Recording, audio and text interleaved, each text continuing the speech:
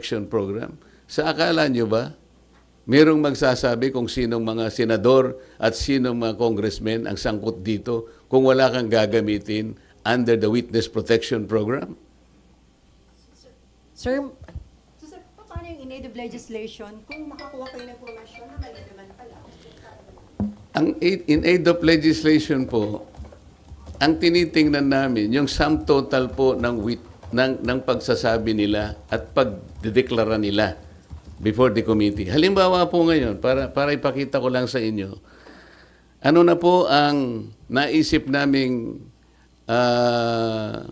legislative measures sa 3 hearings po na nagawa ng Blue Ribbon Committee. Halos 14 na po na legislative measures ang aming naiisip na i-propose. Unang-una, amendment to the Procurement Law, Republic Act 9184 as amended by Republic Act 12009. Ano po ang gagawin doon?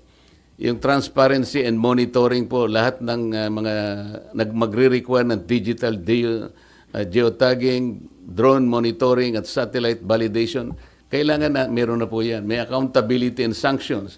Merong risk management na amendment po nitong ating procurement law. Number 2, amendment of the anti-graft law. Ito po ay mag-i-include ang additional penalty, perpetual blacklisting in case of corporations or entities involved in corrupt practices or plunder. Number 3, amendment to the contractors licensing law. Ito ng PICAB. Isasama dyan ang divestment requirement, conflict of interest, provisions and penalties. Ito po, yan. Number 4, amendment to the witness protection law. Dito pa lang po kailangan may amendment na po Number 5, amendment to the AMLA.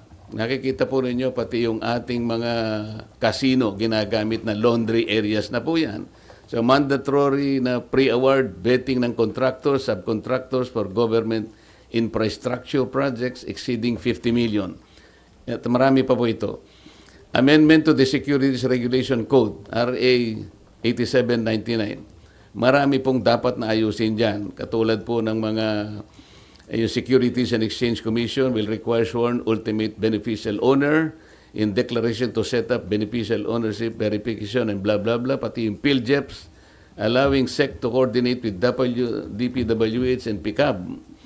Number 7, ito po yung False Claim Act. Ito po yung writ of quitam na pwedeng gamitin ng isang ordinaryong tao ang kanyang power na siya na mismo ang maghabla.